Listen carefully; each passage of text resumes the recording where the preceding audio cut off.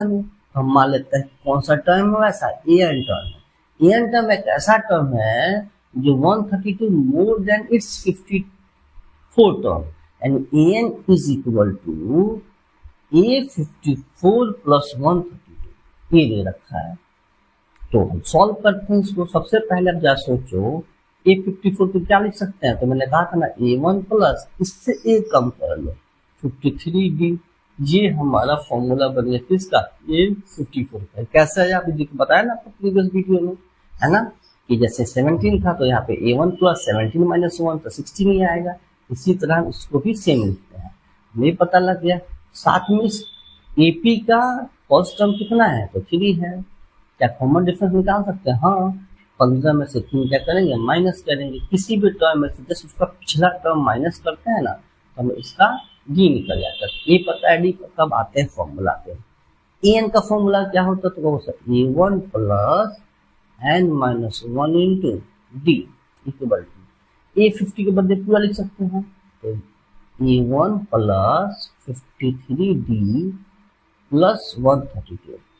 एक बात कि A1 दोनों तरफ है, कैंसिल कर दिया।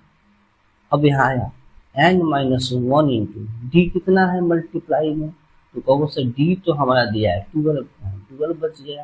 यहाँ पे देखो 53D।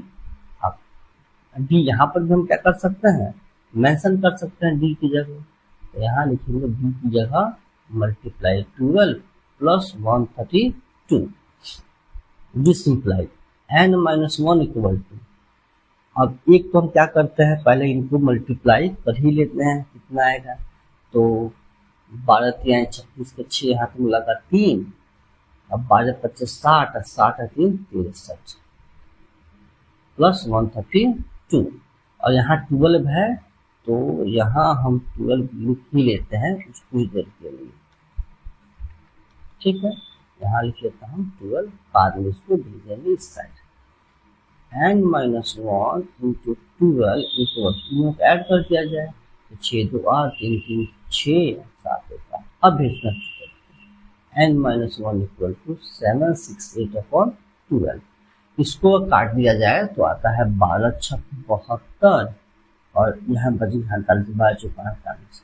n minus 1 equal to 64। This implied n equal to क्या होगा, इस वन को यहाँ भेज देंगे तो 64 प्लस 1 कितना है 65। n की वैल्यू आया 65। 65 एक ऐसा टर्म है जो 54 टर्म से 132 क्या है ज्यादा है। सॉल्व हो गया क्वेश्चन से। आते हैं नेक्स्ट क्वेश्चन।